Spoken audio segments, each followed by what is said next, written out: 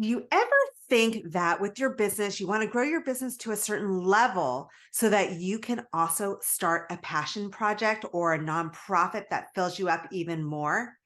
That is who we are talking to today. We are talking to Sophia Felix, who did exactly that. We're going to hear about her journey and how she accomplished all this because she is an award-winning entrepreneur and the CEO of HBM Talent and Management Agency. And then she started a nonprofit for women in cannabis. So welcome to the show, Sophia. Hi, thank you so much for having me. It's a pleasure to be here. I'm so excited to hear your journey. So I hear this all the time from women. They ask me, should we have a business that where we're giving a certain percentage back to an organization that we're interested in? Or should I start this as a nonprofit? There's so many different questions around that because I think or what I see a lot with women entrepreneurs is that we are very heart-centered, right? hmm So we have our businesses that we need to have, that we love to bring in money, but also because we love what we do, right? But then there's always another part of us that wants to give back to a certain community too. So I want to hear your journey, Sophia. How did you come about what you do? at the age of 19, I got hired to work for a company that was subcontracted by the Department of Defense. And I was there for 13 years. And I worked for the CEO and director of operations. So I learned a lot about business. I learned a lot about managing contracts that were of high value and also managing a team. But what I also learned from the CEO was to give back to our local community and the importance of it throughout that time. Every Christmas, every Thanksgiving, the company would donate and do like a holiday food drive, or here and there when I had nonprofits I would support, they would support. So I learned from an early age that that was very important to the success of a business.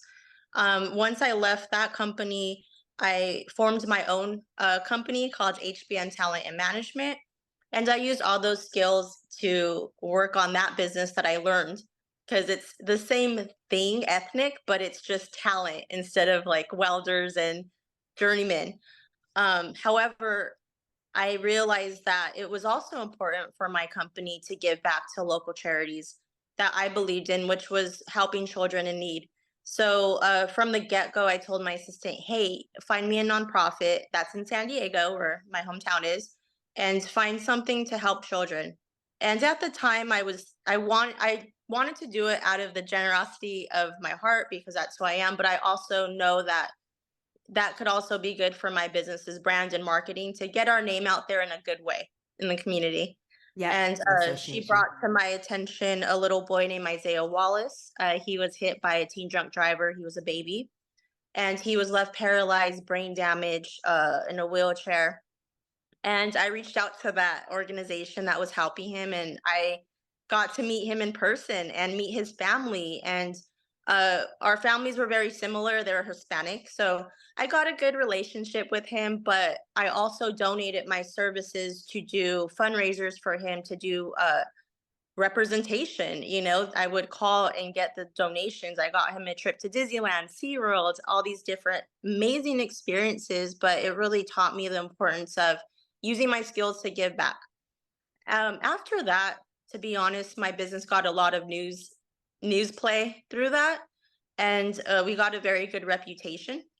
And moving forward, I would donate 10% of our revenue during the holidays to that organization or others. However, uh, I didn't start my nonprofit till 2020. That was years later because as a business, you can't just, treat everything as a charity. You have to keep your business running. So as far as being an entrepreneur, you need to know your limits. You need to know, okay, what can I give and what is smart to give. And that's pretty much how I got into using my business to give back to others. I love that. I love how you framed it too, saying, okay, yes, I have this business and I have this this area where I love to give back, but how can I make it a win-win all the way around? I think that's really important and real for us to be Mhm. thinking about. Um, and so I love the way that you stated that. So thank you for sharing that story. Okay, so tell me, when you started your business, when you came out of corporate and or not out of corporate, out of the the military company that you were, or the organization that you worked for, and you start your business, do you remember setting your first big goal, your big stretchy goal that probably freaked you out a little bit, and you thought in your head, okay, once I hit this, then I know I'm okay, or I know that I'm on the right track. Do you remember thinking that or setting those goals? Absolutely. You know, I had to get the right talent to get signed. I had to sign the right talent. And then once I signed Philip Fusco, he was like he's one of the top New York male models in New York. And he reached out to me for management, and immediately I realized this is a great opportunity. And it by signing him, it led to my business growing more. And I realized, okay, like this is not a hobby. I am in charge of these people's careers, their livelihood. I need to take this seriously. So what I did was I did an accelerator program, a business accelerator program. To be honest, back then I didn't have funding to go get an education. So I looked for programs, and there was one for the National Latina Businesswomen's Association for a business accelerator, but it was starting like literally a week or two, and I didn't have the funding, and something told me that's you need to do that. That's something that's going to be life changing. So what I did was I did some research, and I found the founder of that organization's contact information. I contacted her directly, and I told her who I was. I just started my business and I need support. And I told her why and what I would do. And I promised her, if you support me, I will be one of your best success stories. And after that conversation, she gave me a full scholarship. Once Wow. I got that business accelerator program and the education, I immediately opened my first office, signed more clients, and then I really just went head on with the business and pivoted it.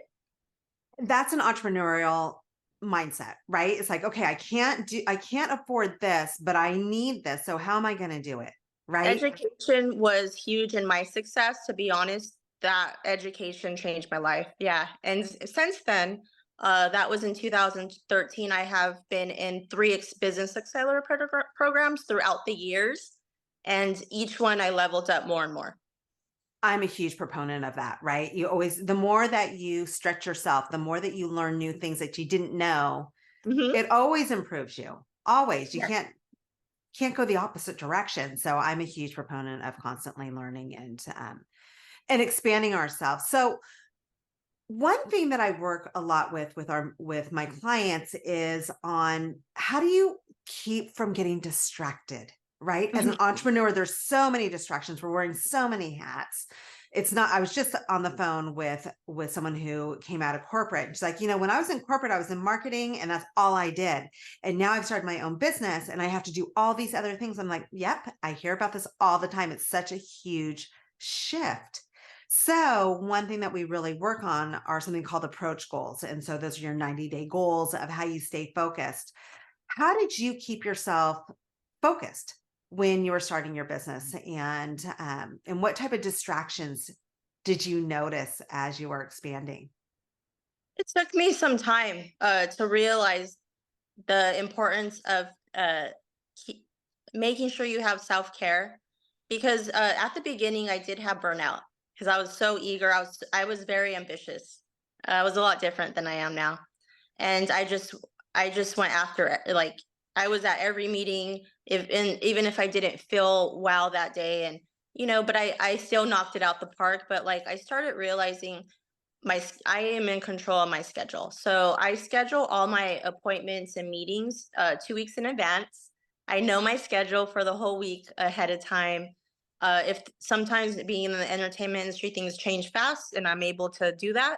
But I make sure that my schedule is very healthy for my personal life and business life, and I don't change it unless I really have to.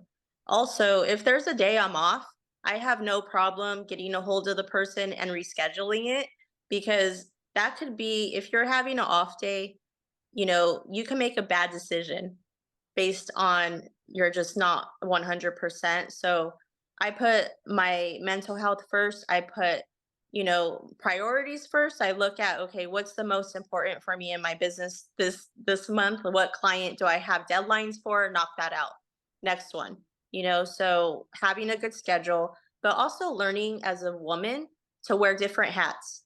If you're a mother, when you're with your children, you're wearing your mom hat. You focus on your kids. Don't focus on work. You give them your full attention when you're with them. When you're with your husband or boyfriend, same thing. When you're working with a client, you focus on them. So adjusting and learning to wear different hats and commit to that will help you balance your life, and it would support the people around you so they feel appreciated, because that was a big mistake I made the first year or two. Absolutely. Oh And my gosh, Sophia, I see that all the time. It makes me so crazy when I see a couple out at dinner and they're on their phones texting or Mhm. doing or scrolling or doing whatever. Same with kids, right? They're kind of sort of there with their kids. They're actually just physically there with their kids, Yeah. but they're, returning emails and everything else. So I so love that you made that statement. When I started my first business 30 years ago, it's been a jaunt. Um, I remember spreading myself so thin because I was running my business. I was working probably 60 hours a week. I was making sure that I was volunteering in the kids' school and I was running the gala and I was helping with homework and I was trying to do everything. And I always felt stressed out. I always felt spread so thin and ready to crack at any moment. And I didn't have someone who told me that. I wasn't in the groups like what you're talking about, where you escalate yourself. I wasn't in any of that where I got that type of feedback. Instead, I just spread myself thin and thought I might lose my mind, and I probably did lose my mind. And So, and think yeah, about how much, when you do have burnout, it takes a day or two to recover. You have to literally stop everything. So yeah, I realized at an early point in my career when that was happening, no, there needs to be changes. I'm the CEO of this company, and my decisions affect my clients. So I need to be on top of my game all the time. And that's why I put my mental health and my career first, because when I'm doing amazing, it trickles down throughout everybody else. it does. Yeah, that's just a really important discussion, and having it designated, like you Mhm. said, when it's work time and you're focused on a client, that's all you're doing. You're not Yeah. doing anything else, right? And so, thank you for sharing that.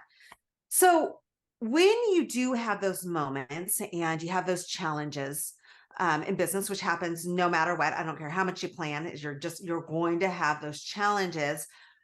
Do you remember any really outstanding challenges that you had to overcome and how you overcame them? There were so many. There was one in particular a couple years ago where I realized I needed a business attorney. And I realized if I didn't get one, it could affect my business. But I couldn't afford the one I wanted. And it was an amazing experience and lesson for me, because that was the second accelerator program during that time I took. And after graduation, you do like a pitch where you pitch to investors and you get a chance to win like a grant.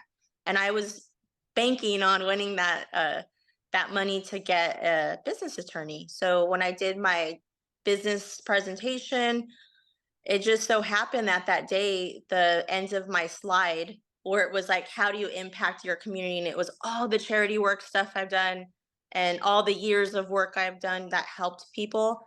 For some reason, that slide went missing. And the IT guy was like, I am so sorry. I don't know what happened. It like literally disappeared.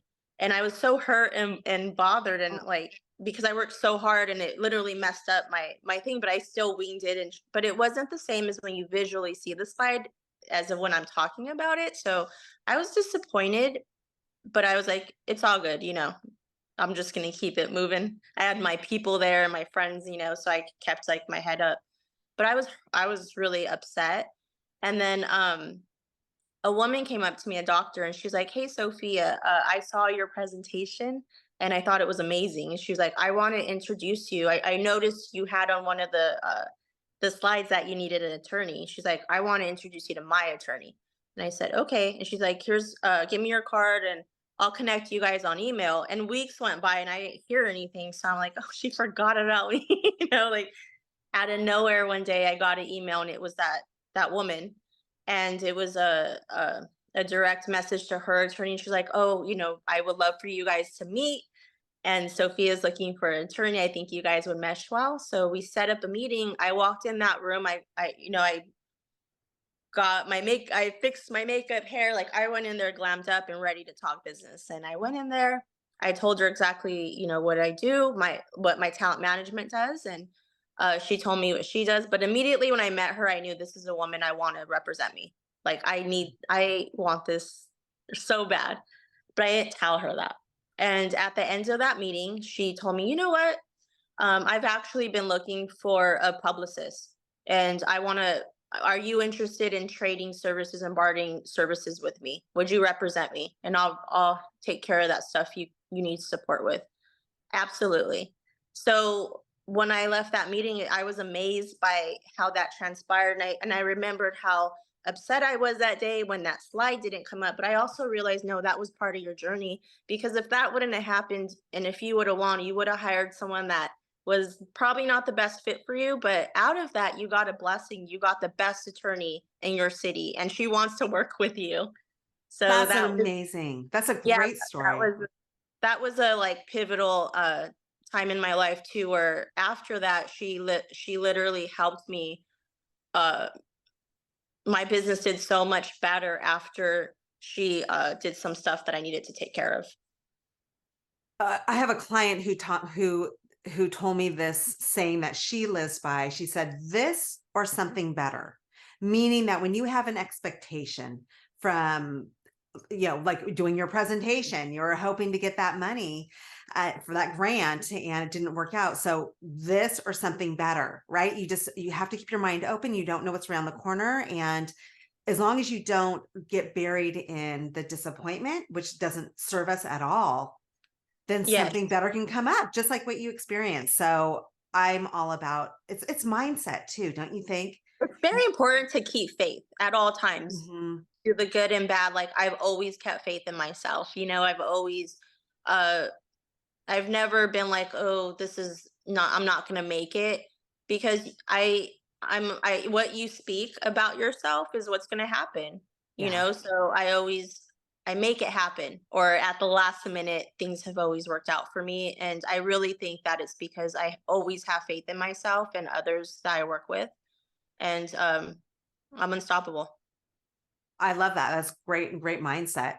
I talk to a lot of my clients about always remember the big picture. What are you going for? What's that? We talk about the summit goals, which is what we use in Fuel the Fire, my other business. And if you think of a mountain, right, you want to get to that summit. And what's it look like? And along the way, you're going to trip and fall. You're going to have obstacles that get in your way. There's going to be challenges, but keep your eye on where you're going and Mhm. how big of a challenge is that thing really. You're going to find a solution as long as you want that summit bad enough. And so, regardless of whether the slide's missing or a client, one of your key clients cancels, or your marketing campaign fell flat. Again, if you can just always think of that bigger picture, then you're going in the right direction, right? And so I really like to think about the mindset or the faith. It's similar. It's very, kind of the same approach using different languaging. But yeah. So do you have a group? I'm a big proponent of who do you surround yourself with Mhm. when things get tough. So do you have a group or a mentor or high level people that you trust that you turn to help you with your Absolutely. business and help you with the times when you get punched in the gut and knocked out at the knees? Absolutely. For my nonprofit ICBWA, I have a board. So right now, what I did 2020, 2021 is I developed my board. Each person has a specific thing that they do for ICBWA they specialize in and they're the best at. But it also spending time to build my team has also been life changing for me, because those are the people went behind the scenes that make sure that you have all the tools you need, or like I'm the face of my businesses, but behind the scenes, they're the ones that are helping me get stuff done, or if I just need someone to talk to, you Yeah. know, they're there for me. And I also, at some points in my career, hired consultants. And I felt like there were some things I wanted other people to handle, or I needed their advice. And there's nothing wrong with that too. But throughout my career, I've had about 5 mentors, and they were great in every industry, and they're still in my life. But now I kind of mentor them too. Oh, And I love that.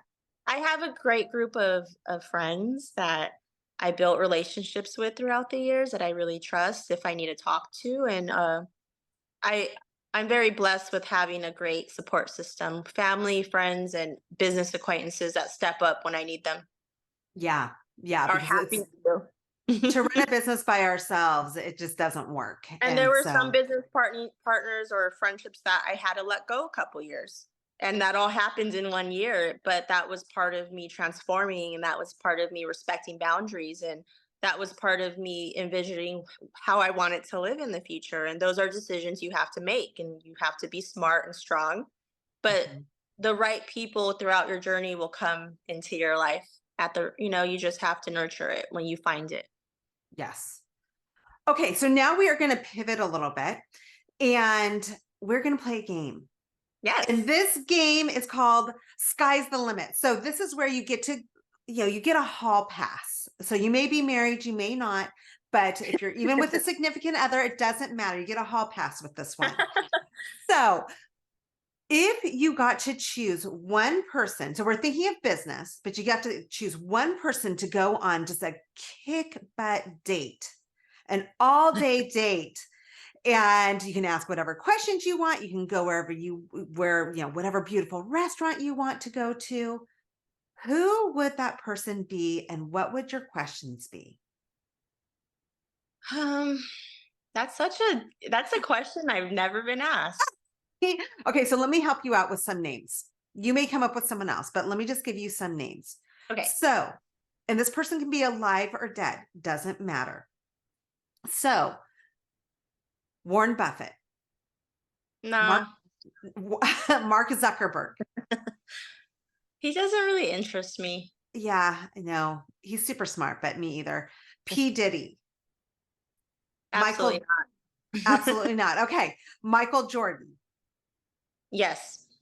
Okay, so Michael Jordan. So you're going on a sky's the limit date I with Michael To be Jordan. honest, Princess Diana, I've always had great respect for her as a woman. I would have loved to have some tea and just talk to her, and her and Cleopatra, Mm, or someone that has both of those qualities. I like both of the qualities of both women for different reasons.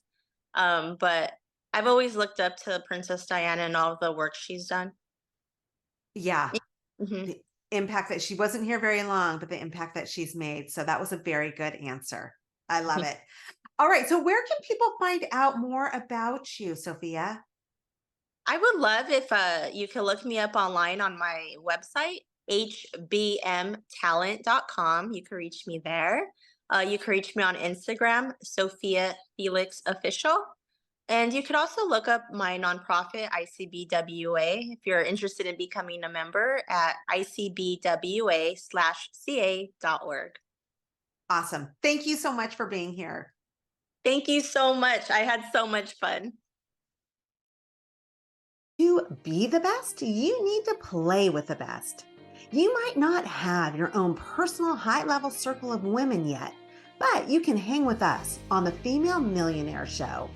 I'm Midori Verity, serial entrepreneur for over 25 years, and I interview badass female founders and cut through to what you really need to know. So in 20 minutes, you have what can take years to learn. If you're wanting to play bigger, come play with us. Join the female entrepreneur revolution today. Cheers.